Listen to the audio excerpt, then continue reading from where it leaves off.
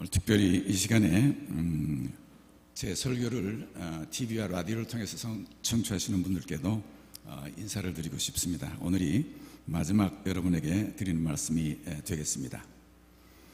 하나님 아버지와 주 예수 그리스도로부터 평안과 믿음을 겸한 사랑이 형제들에게 있을지어다. 우리 주 예수 그리스도를 변함없이 사랑하시는 모든 자에게 은혜가 있을지어다.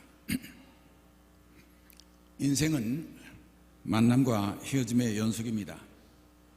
헤어짐이 없는 만남은 없습니다. 그리스도 예수 안에서 헤어짐은 또 만날 날을 약속해 줍니다. 그래서 그리스도인들은 헤어질 때 우리 다시 만날 때까지 이 찬송을 함께 부르며 헤어집니다. 비록 이 세상에서 마지막으로 헤어지는 그 시간에도 우리는 이 찬송을 부릅니다. 오래전 제가 한국교회 목회를 처음 시작했을 때 맨스필드라고 하는 작은 마을에 있었던 이야기입니다. 교회에 젊은 부인, 조그만 어린아이들 데리고 열심히 봉사하시는 집사님 가정이 계셨습니다. 근데 그곳에 한 따님을 방문하기 위해서 강원도 산골에서 오신 어머님이 계셨어요. 주일날 아침에 그 젊은 부인을 보더니 너무 반가워하시는 거예요. 여기서 이렇게 만날 줄 몰랐다 이거예요. 자세한 내용을 들어보니까 강원도 산골에 조그만 병원에 간호원으로 이 젊은 부인이 처녀 시절에 일을 했대요. 그런데 이 할머님의 아마 며느리인가 해산을 하는데 얼마나 친절하게 그렇게 잘 돌보아주는지 너무도 감사하고 인상이 깊어서 그랬던데 거진 한 20년이 지난 후에 미국 땅 그 조그만 시골에서 만나게 될 줄은 몰랐어요. 그 아름답게 헤어졌던 일은 다시 기쁨을 가지고 그렇게 만나게 되는 것입니다. 여러분 잘 아시는 우리 최영 목사님 배경이 사모님 이야기는 제가 몇 번 했으니까 여러분이 아실 거예요. 제가 서해리라고 하는 곳에 시골에서 10개월 목회한 적이 있어요. 그게 한국에서 목회했던 전부입니다. 전도사로 조그만 섬마을에 가서 제가 교회를 세우고 목회를 했었어요. 그때 혼자 사시는 또 3남매 작은 아이들을 데리고 사시는 한 남속장님이라고 하시는 분이 계셨어요. 얼마나 저에게 친절하게 해주시는 몰라요. 정말 그분이 저를 많이 돌봐 주셨습니다. 근데 그 40년 지난 후에 제가 한국을 방문했어요. 그 섬을 떠난 지가 40년이 거진 지났죠. 한국 방문해서 만난 분이 60세가 다 된 당시에 중학생이었던 그분을 만났어요. 그 교인인데 만나게 돼서 만났습니다. 그리고 그분이 말씀하기를 자기가 중학교 때 그 소열에서 제가 좋아서 전도사가 좋아서 교회 나왔대요. 근데 그 어머님이 너무 전도사한테 잘하니까 밥을 해도 보리 섞어가지고 하는 게 아니라 위에다 쌀 얹혀가지고 쌀밥만 나한테 주고 보리밥은 자기들한테 줘서 그때 당시에 어린 마음으로 우리 엄마가 도대체 왜 아들은 이렇게 발세하고 우리 전도사님은 이렇게 하시나 그런 생각을 가졌다고 그래요. 그런데 얘기를 들어보니까 그 딸이 목사 부인이 돼서 예일 신학교에 와서 사회과 공부하고 있대요. 바로 그게 최영 목사님의 사모님 배경이 사모였었어요. 한 40년 지난 다음에 내게 은혜를 베풀어 주었던 그 손녀를 만나서 우리 함께 일할 수 있도록 됐었어요. 박우영 목사님의 이야기도 여러분 잘 아십니다. 우리 형제들이 다 미국에 오고 막내 동생이 한국에 남아 있었어요. 종교교회 가서 전도사 일을 했습니다. 그런데 수시로 저희들한테 편지 가면서 박용임 목사님이라고 종교교회 담임 목사님께서 자기한테 어떻게 우리 막내 동생한테 잘해주는지 너무 고맙다고 항상 그런 얘기를 써왔었어요. 그랬는데 한 번은 우리 제가 플로싱에 있을 때 막내 동생한테 전화가 와서 오빠 좀 도와줄 수 있는 일이 있겠느냐. 그래, 무슨 일이냐니까 그 박영인 목사님의 손자 유년 신학교 와서 PhD 공부를 하고 있는데 그 교회 전도사로 일할 수 있는 자리가 없겠느냐, 막내 동생이 그래요. 마침 그때 중등부가 비어 있었습니다. 그래서 그분이 와서 우리와 함께 일했어요. 한 30년이 지난 다음에 그 아드님 박신호 목사님 일찍 돌아가셨어요. 그리고 그 손자 되신 박우영 목사님 때 다시 만났어요. 그렇게도 베풀어줬던 그 은혜를 다시 갚을 수 있는 길이 또 왔었더라고 말이죠. 베푼 은혜와 그 사랑은 또 만나 갚을 수 있는 기회를 하나님께서 주신다고 말이에요. 헤어지면 그것으로 끝나는 것이 아닙니다. 이별이 없는 만남이 없고, 또 이별은 또다시 어디선가 언젠가 다시 만날 것을 소망하면서 헤어지게 되는 것입니다. 우리 그렇게 해서 4년 전에 헤어졌던 저희가 다시 또 만나서 지난 8개월 여러분과 함께 만날 수 있었던 귀한 시간을 하나님께 저희에게 허락해 주셨습니다. 시작하는 것도 중요하지만은 마감이 굉장히 중요합니다. 만날 때보다 떠날 때 우리가 피차간에 잘해야 되는 것이 우리의 삶입니다. 제가 목회하면서 여러분에게 몇 번 말씀드렸지만은 우리 교회에 올 때 사람들 환영은 잘합니다. 그러나 중요한 것은, 환영하는 것보다 더 중요한 것은 교회를 왔다 예배를 보고 떠나시는 마음 분들에게 우리가 얼만큼 잘해서 떠나게 해야 되는가가 중요해요. 왜냐하면 떠날 때 가진 마음이 좋아야 우리 교회를 다시 찾아오는 겁니다. 처음에 오실 때 환영했다고 교회를 찾아오는 게 아니에요. 교회를 예배하고 신교실을 거쳐서 여러분들과 인사하고 돌아갈 때, 이 교회가 참 친절하고 좋구나, 또 예배가 참 은혜스럽구나 하는 마음을 가지고 떠나게 될 때 다시 교회를 찾아오게 되는 것입니다. 갈 때 잘 보내야 하고 떠날 때 잘 떠나야 합니다. 왜냐하면 우리가 다시 만날 것이기 때문이죠. 제가 은퇴 후에 여러분에게 말씀드렸습니다마는 여행을 간 적이 있어요. 6주 동안 자동차로 운전해서 14,300마일인가를 운전하고 돌았습니다. 그런데 지구 끝 북단의 마지막 마을인 이노빅이라고 하는 곳을 방문했어요. 여러분이 아시는데 지구 위에 북쪽 아크틱 서클이 있습니다. 그곳에서 120마일을 더 북쪽으로 가는데, 카나다에 있는 도슨스힐이라고 하는 데서부터 외길로, 자갈길, 포장이 안 된 길로 430마일을 올라가야 됩니다. 북쪽으로. 서울서 부산 왕복하는 거리가 거진되는 그 정도의 거리예요. 그냥 비포장도. 그 중간에 마을이 없어요. 왜 그 길을 가는지 모르지만 그 근처까지 갔으니까 지구 끝까지 한번 가보자 하고 그냥 간 겁니다. 대책 없이. 정말 볼 것도 없는 데예요. 근데 그 마지막 그 마을에 도착했는데, 그 마을에 팜플렛에 이런 말이 글귀가 있습니다. The road ends here, but your journey is not end. 길은 여기서 끝납니다. 이제 지구의 북쪽 끝에 그 마을 이상 길이 없어요. 자동차로 갈 수 있는 길은 거기서 끝나요. 그 다음에 가려면 비행기나 헬리콥터로 가야 되죠. 길은 여기서 끝납니다. 하지만 당신의 여정은 끝나지 않았습니다. 그래요. 길은 끝났지만 계속 지금까지 저는 운전하고 있지 않습니까? 아직도 인생의 여정은 끝나지 않았던 경험을 합니다. 우리 담임 목사와 성도로 우리가 함께 걸어온 길은 이제 여기서 끝납니다. 그러나 우리들에게 여러분과 제 여정들은 아직도 끝나지 않았습니다. 언젠가 어디선가 우리들이 걷는 길이 마주치는 그 길목에서 또 만날 수 있을 것입니다. 어쩌면 이 세상에서 우리가 마주치지 않는다면 우리의 정착역인 하나님의 나라에서 다시 뵐 수 있게 될 줄 믿습니다. 우리 다시 만날 때까지. 마틴 부버라고 하는 독일의 신학자가 쓴 유명한 책이 있습니다. 1923년대 출판됐고, 그 다음에 1937년에 영어로 번역된 책이에요. Ich und du라고 하는 책이에요. I and thou라고 영어로 번역됐죠. 우리 한국말로 번역됐어요. 나와 너라고 번역된 책입니다. 그 책에 우리의 삶은 제일 중요한 것이, 삶의 중요한 관계입니다. 사람과 사람 사이의 관계요, 하나님과 우리 사이의 관계입니다. 그런데 이 관계에는 두 가지 종류의 관계가 있다고 그래요. 하나는 I toward an it, 나와 it라고 하는 그것이라고 하는 대명사를 사용하는 관계, 물건으로 대명할 때 it라고 하죠.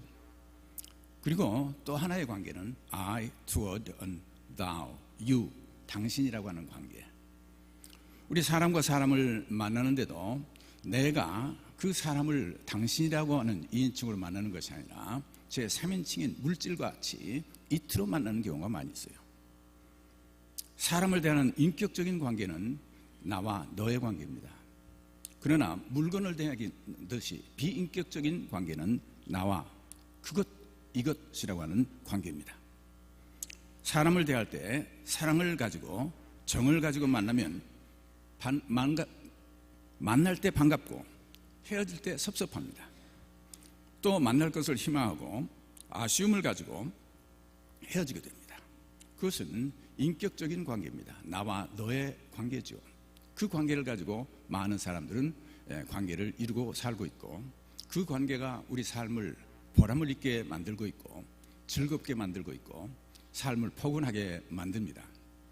그러나 사람을 대하면서도 물건을 대하듯이 비인격적인 관계로 대하는 만남들이 있어요. 사람을 순수한 이용가치로만 계산하여서 만나는 만남입니다. 거래로 만나는 만남이죠. 여러분, 수없이 우리가 만나는 중에 정을 가지고 만나는 사람들이 있고, 여러분 가게를 가든지 길에 가다가 만났던 사람들은 정이 안 갑니다. 그저 단순히 거래하는 만남이죠. 한 번 만나고는 다시 만날지 않을 것 같은 그런 만남이죠. 그 거래하는 만남은 쓰고 이용가치가 없어지면 미련 없이 버리는 그런 만남이죠. 그리고 이 만남의 관계는 궁극적으로 우리가 하나님과 우리 사이의 만남의 관계가 바로 인간과 인간의 만의 관계를 패턴 삼아 준다고 하는 거죠. 우리가 사람과 만나 사는데 어떤 만남으로 사느냐 하는 것은 만나서 함께 사는 동안에는 잘 나타나지 않습니다. 만나는 동안에 안 나타나요. 그러나 헤어질 때 두드러지게 나타나죠. 더 이상 이용가치가 없을 때는 어떻게 그 이별을 정리하는가가 곧 그가 어떤 관계 속에 살았던가를 말해주는 것이 되죠. 헤어짐 없는 만남은 없습니다. 헤어지면 언젠가 또 만난다는 사실을 우리가 알아야 되죠. 10년, 20년 아니면 당대 2대, 3대를 내려가면서 은혜를 베풀고 있고 감사함으로 만나는 관계는 우리를 또다시 만날 수 있도록 말해주고 있죠. 그 관계는 인격적인 만남입니다. 인간관계에서도 정으로 만나는 사람들이 있고 순수한 거래하기 위해서 만나는 사람들이 있어요. 어떤 경우에는 우리가 거래하기 위해서 만났다가도 함께 정을 주고받으면서 우리가 교제하고 친구가 되기도 하고 또 아주 깊은 관계를 가지고 사는 사람으로 변하는 경우도 많이 있습니다. 또 어떤 경우에는 함께 살기 위해서 만났던 사람 사이에서 서로 이용하고 거래하는 만남으로 전락해버리는 경우가 있죠. 어떤 사람들은 부부로 만난 사이에서도 그렇게 사랑하고 만났다고 시작해가지고 나중에는 그저 쓸모가 없어지고 필요 없어지면 물건 버리듯이 버리는 경우도 많이 있는 것입니다. 우리 성경에 이 만남에 대한 이야기들이 몇 개가 나오죠. 요셉과 그 형들, 그리고 동생 베냐민, 그리고 아버지 야곱과의 이별과 상봉의 이야기가 성경에 나옵니다.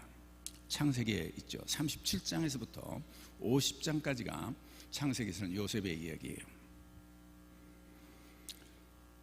그 요셉은 야곱의 11번째 아들입니다. 그리고 그 동생 베냐민인데 이 두 막내 두 아들들은 야곱이 사랑했던 라헬에서 난 아이들이에요. 그리고 그 위에 요셉 위에는 형이 10명이 있죠. 근데 야곱 아버지가 동생을 너무나 사랑해 주기 때문에 형들이 질투를 합니다. 굉장히 미워해요. 색동 옷을, 좋은 옷을 입혀주죠. 그래서 형들이 요셉을 시기하고 질투하죠. 그 미움이 극치에 달했어요. 형들이 먼 들판에서 양들을 치고 있습니다. 아버지가 요셉에게 부탁하죠. 형들에게 먹을 것 좀 가져가라. 심부름을 시켜요. 그래서 이 어린 요셉은 그걸 가지고 형들을 찾아갑니다. 멀리서 형들이 보죠. 아, 저 요셉이 오는구나. 요셉은 형들이 좋다고 찾아가는데 형들은 요셉을 없애버려야 되겠다 해가지고 이 잡아서 마른 우물에다가 넣죠. 근데 그래도 큰 형이 차마 그렇게 해서는 안 된다, 죽여서는 안 된다 해서 꺼내서 마치 대상, 애굽으로 지나가는 낙타를 끌고 다니는 그 상인들에게 노예로 팝니다. 그날 요셉의 옷을 피를 묻혀가지고 돌아와서 아버지한테 이 피 묻은 옷을 길에서 찾았습니다. 아버지는 야곱은 통곡을 하고 울지요. 사랑하는 요셉이 죽은 줄로 알았습니다. 그렇게 해서 이제 그 형들과 요셉에는 이별을 하게 되죠. 이제는 더 이상 보지 않습니다. 그렇게 해서 10년이 지나고 20년이 지나고 아마 한 30년 지난 것 같아요. 추측으로 하면. 이제 아버지도 이 아들은 죽은 줄 알고 잊었고 형들도 그 요셉은 다 죽은 줄 알았겠죠. 다시는 이 땅에서 만날 일 없을 거라 생각을 했어요. 요셉은 노예로 팔려가서 고생을 많이 합니다. 종으로 시작해서 나중에 신임을 얻고 그러다 또 어려움을 당해 옥에 갇혀서 또 오랜 동안 옥살이를 하게 되죠. 꿈을 잘 꾸는 요셉은 후에 이제 총리가 돼요. 애굽의 총리까지 되게 됩니다.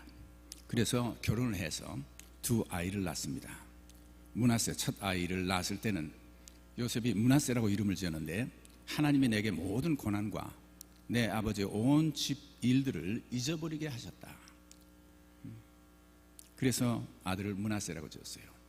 옛날에 쓰레렸던 일, 보고 싶었던 식구들 이제는 다 잊고 그리고 그 아들을 보면서 이제 행복하게 살고 있습니다. 두 번째 아들을 낳았어요.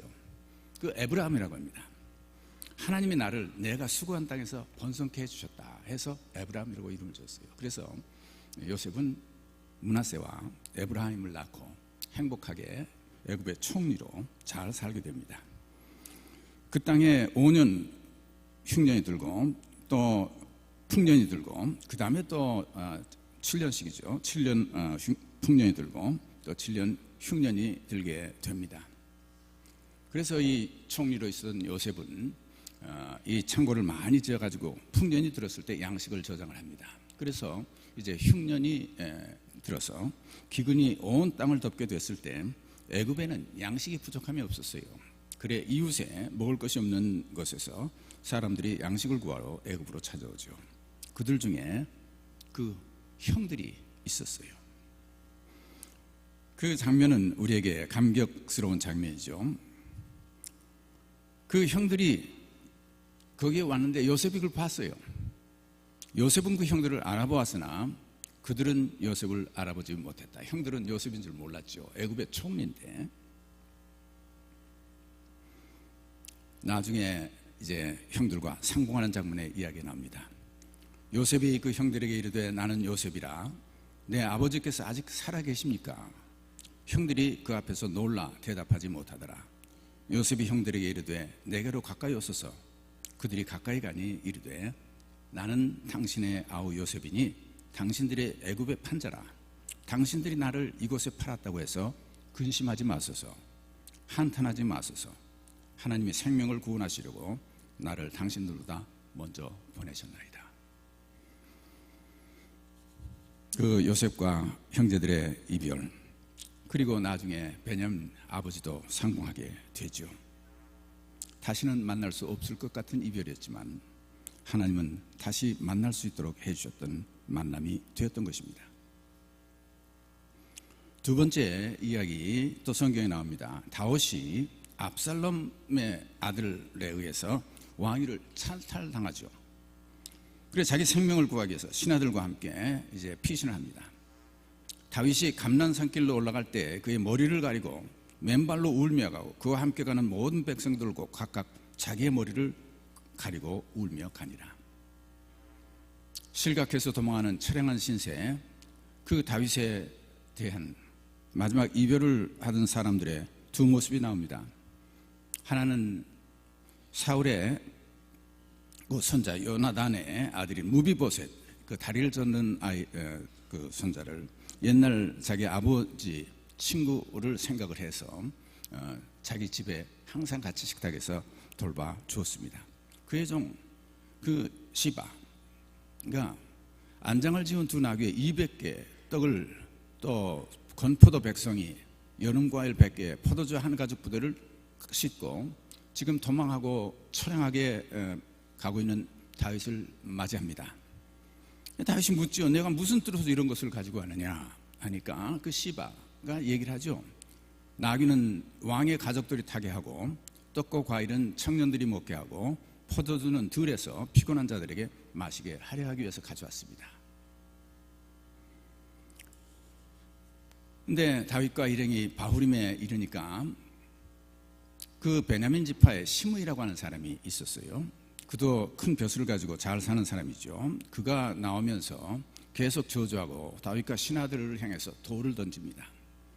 수리아의 아들 아비새가 다 이것을 보고 가서 자기가 죽인다고 하죠. 그래 다윗이 그렇게 해서는 안 된다 하면서 그가 저주하는 것은 여호와께서 그에게 다윗을 저주하라 하심이니 내가 어찌 그리 하겠느냐 할 자가 있겠느냐. 내 몸에서 난 아들도 내 생명을 해하려고 하는데 하물며 베냐민 사람이냐. 여호와께서 그에게 명령하신 것이니 그저 저주하게 내버려 두라. 그렇게 하면서 다윗은 떠납니다. 그렇게 시므이와 다윗의 이별은 거기서 됐죠. 또 시바라고 하는 사람과 다윗의 이별도 그렇게 했습니다. 그러나 후에 압살롬이 죽고 다윗이 다시 왕위로 복귀하게 됩니다. 제일 걱정됐던 사람인 시므이죠. 그래서 1000명 되는 그 종들을, 그리고 사울의 집안 종들 아들 10명, 종 20명 함께 다윗 앞에 나옵니다. 왜냐하면 이제 다윗이 오면 자기는 죽게 됐잖아요. 그래 왕 앞에 엎드렸을 때 다윗이 내 생명은 내가 죽이지 않겠다고 해서 용서를 해주는 장면이 나옵니다. 다시는 안 만날 것 같았지만은 또 만나는 장면이었습니다.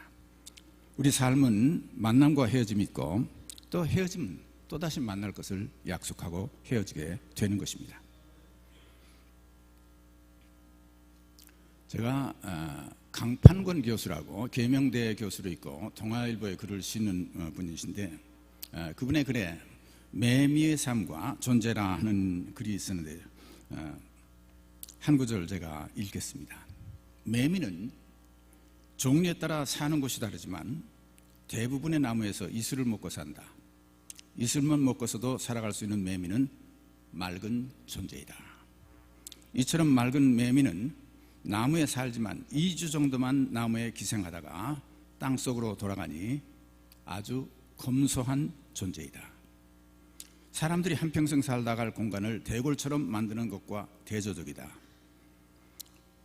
매미는 다른 곤충과 달리 이슬을 먹고 살기 때문에 나무는 물론 다른 생명체에 해를 끼치지 않는다.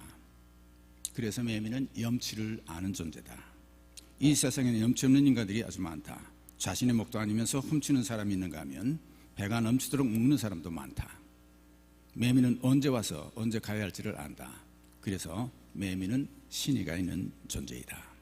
이처럼 옛날 사람들 중에 매미가 5가지 덕을 가진 존재로 평가했다 하는 글귀를 읽고 제가 참 재미있는 글귀다 하면서 이런 생각을 해봤어요. 매미는 새벽 이슬을 먹고 산다고 하죠. 우리 목사들은요, 매미처럼 성도님들의 맑은 기도와 사랑을 먹고 사는 사람들입니다. 그동안 제가 여러분과 함께 있을 때 여러분들이 제게 베풀어 줬던 사랑, 그리고 그 기도, 그것이 저를 오늘까지 살 수 있도록 만들어 주셨어요. 그동안 부족한 저를 위해서 많은 사랑과 기도를 베풀어 주신 것 감사를 드립니다. 그리고 성도님들은 하나님의 은총을 먹고 사는 사람들이에요. 하나님의 은총 안에 사는 분들이 여러분들입니다. 담임 목사와 성도로 함께 걸어온 이 길은 여기서 끝납니다. 그렇지만 우리들의 삶의 여정은 아직 끝나지 않았습니다. 우리가 다시 만나게 될 때까지 여러분에게 평안이 있기를 바랍니다. 오늘 사도 바울이 마지막 그 고린도 교인들에게 주셨던 마지막 인사와 축복의 문안이죠. 모든 것이 있어도 평화가 깨져버리면 아무 의미가 없습니다. 가정도 제 아무리 좋은 것들을 많이 갖추고 살아도 가정에 평화가 깨지면 그 가정 끝입니다. 그 모든 것들이 의미가 없어요. 교회도 마찬가지입니다. 교회가 아무리 부흥된 것 같고 아무리 많은 것을 가진 것 같고 아무리 큰 일을 하는 것 같아도 교회 안에 평화가 깨져버리면 의미가 없습니다. 평화는 후르신 교회 성도님들이 함께 모여 예배하고 교제하는 이 교회에서 교회의 바탕색이 되기를 주의 이름으로 축원합니다. 여러분, 우리 다시 만날 때까지 이 교회는 진정으로 평화로운 교회가 되기를 주의 이름으로 축복합니다. 평화는 서로 만나면 반갑게 인사하는 얼굴에 있습니다. 평화는 서로 손잡고 함께 일할 때 찾아오는 것입니다. 평화는 서로 존중해주고 행여 상할까 피차 염려해 줄 때 오는 것입니다. 평화는 서로를 위해서 말을 조심하고 덕스러운 말만 할 때 찾아오게 되는 것이죠. 평화는 거짓 없는 진실들이 가득 찰 때 우리에게 임합니다.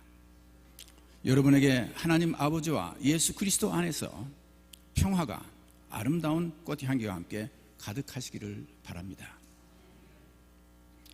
두 번째, 여러분들에게 믿음을 겸한 사랑이 있기를 바랍니다. 사랑이 있기를 바랍니다. 우리 삶에 사랑이 빠져버리면 아무것도 아니에요. 아무리 많은 시간을 이 세상에 살았어도 사랑 없이 산 시간들은 허무한 것입니다. 우리가 살았던 삶의 순간순간들을 다 아름답게 하는 것은 그동안 사랑했던 사랑만이 남게 되는 것이죠. 그리고 이 사랑은 우리가 이 세상의 모든 것은 다 놓고 갑니다. 소망도 우리는 하나님의 나라 가서는 필요 없어요. 우리가 얼굴과 얼굴을 주님을 대해서 볼 때는 이제 이것을 믿고 살던 믿음도 사실 필요 없습니다. 그래서 고린도서 13장에 믿음, 소망, 사랑 이 세 가지는 항상 있을 것인데 그 중에 제일은 사랑이라 그랬어요. 왜냐하면 이 세 가지가 다 중요한 것이지만 마지막 하늘나라에까지 함께 우리와 함께 가는 것은 사랑만입니다. 다른 것은 다 우리가 두고 가야 돼요. 그것이 유일한 것이에요. 사도 바울은 이 사랑을 믿음을 겸한 사랑이라고 표현을 했습니다. 예수 그리스도를 믿는 믿음 안에서 가지는 사랑입니다. 세상 사람들이 말하는 값싼 사랑이 아니라 예수님께서 본을 보여주신 그 사랑, 그래 예수 그리스도를 믿고 그를 통해서 우리가 믿음 안에 살게 될 때 우리는 믿음을 겸한 사랑을 갖게 됩니다. 믿음을 겸한 사랑이란 부활과 영생의 소망 안에서 우리가 가지는 사랑이죠. 세상 사람들은 이 세상에서 잠깐 사는 동안 사랑하면 된다고 생각하지만 우리가 믿음 안에서 가지는 사랑은 하늘나라에서까지 우리가 전속될 사랑을 가지고 사는 거예요. 그렇기 때문에 우리의 사랑은 진실된 사랑입니다. 변하지 않는 사랑이에요. 순수한 사랑이 되는 것이죠. 이 믿음을 겸한 사랑이 여러분의 삶에 충만하시기를 바랍니다. 이 사랑은 우리가 떠나고 헤어져도 다시 만날 때까지 우리를 항상 살아있는 간직하고 살 수 있는 것이 그 사랑이죠.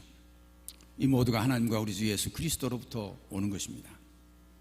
세 번째로 예수 그리스도를 변함없이 사랑하는 모든 성도님들께 하나님의 충만한 은혜가 있기를 바랍니다.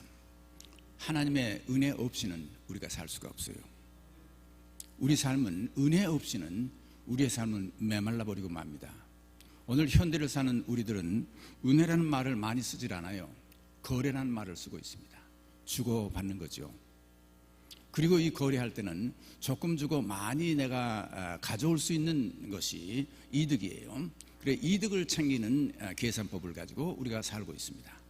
그래서 내가 조금 페이하고 그리고 더 좋은 가치 있는 것을 내가 가져올 때, 그렇잖아요. 그럴 때 우리 삶은 이제 풍요로워지기도 하고 잘 살게 되기도 하고 사업에 성공하기도 된다고 하죠. 그래, 거래할 때 사용하는 방법은 은혜의 관계가 아닙니다. 조금 주고 많이 가져오는 것이 거래의 법칙이에요. 그래, 은혜라고 하는 것은 하나님께서 우리에게 값없이 많은 것을 주셨어요. 그것을 먼저 받은 다음에 그 다음에 우리는 은혜의 삶을 알게 됩니다. 그래서 우리가 하나님의 은혜를 받은 사람들은 은혜를 베풀고 살도록 되어 있어요. 이것은 조금 주고 많이 받으려고 하는 삶이 아니라 조금 받았어도 내가 많이 베풀어주는 삶인 것입니다. 그렇게 될 때 하나님의 은혜는 우리 삶에 항상 끊이지 않고 임해 주시는 것이죠. 그 하나님의 은혜 없이는 우리 삶은 메말릅니다. 하나님의 은혜는 내가 받을 것보다 더 많은 것을 주셨기 때문에 그걸 은혜라고 그래요. 하나님 어떻게 나한테 이렇게 하실 수 있습니까? 하는 분들은 아직 은혜를 모르는 분들입니다. 하나님께서 마치 내게 아직도 더 줘야 될 빚이 있는 양 생각하고 살 때 우리의 삶은 각박합니다. 하지만 여러분이 잘 보시면 여러분이 받은 은혜는 너무나도 큰 것입니다. 그리고 이 은혜를 하나님께 감사하고 살 때, 은혜의 관계는 지속됩니다. 여러분, 은혜의 관계는 다른 것 가지고 지속될 수가 없어요. 감사라고 하는 것으로 지속이 될 수 있어요. 그래서 감사가 은혜를 계속 은혜의 관계로 맺어주는 연결고리가 되는 것입니다. 그래서 여러분, 항상 하나님의 은혜에 감사하고 사시는 여러분 되실 때 하나님의 은혜가 여러분에게 충만히 있기를 바랍니다. 그래서 오늘 우리의 나된 것, 이것도 하나님의 은혜예요. 오늘 우리가 누리고 사는 이 모든 것도 하나님의 은혜입니다. 감사가 은혜의 관계를 이어가게 하는 연결고리가 되는데, 예수 그리스도를 변함없이 사랑할 때 이 하나님의 은혜가 여러분의 삶에 충만할 것입니다. 이 충만한 하나님의 은혜 안에 여러분 살게 되시기를 축원합니다. 아버지 하나님과 우리 주 예수 그리스도께로부터 평안과 믿음을 겸한 사랑이 형제들에게 있을지어다. 우리 주 예수 그리스도를 변함없이 사랑하는 모든 자에게 은혜가 있을지어다. 우리가 함께 걸어온 길은 여기서 끝납니다. 하지만 우리의 여정은 끝나지 않았습니다. 그러나 각각 여러분들이 가시는 길에 하나님의 변함없는 사랑, 그리고 여러분에게 믿음을 겸한 그 사랑, 그리고 은혜가 항상 보호하시고 인도해 주시기를 바랍니다. 우리 다시 만날 때까지 주님 너를 인도하여 안전하게 보호하사 함께 하시기를 바라네. 다시 만날 때 그때까지 계신 바라네. 우리 다시 만날 때까지 날개 아래 품으시고 하늘 만나 내리시며 함께 하시기를 바라네. 우리 다시 만날 때까지 위태한 일 당할 때 주의 팔로 안아주사 함께 계시기를 바라네. 우리 다시 만날 때 사랑으로 지키시며 죽음 권세 물리치고 함께 하시기를 바라네. 다시 만날 때 그때까지 계시기 바랍니다. 우리 기도하십시다. 사랑과 자비가 풍성하신 하나님, 우리 이별 없는 만남이 없고 주님 안에서 우리의 이별은 또 다른 만남을 우리가 기약하면서 헤어지게 됩니다. 그때까지 주님의 은혜가 항상 사랑하는 이 프로싱 제일교회, 그리고 이 교회 안에서 주님을 함께 섬기는 모든 성도들에게 함께 하시기를 간절히 바라고 원합니다. 예수 그리스도의 이름으로 기도합니다. 아멘.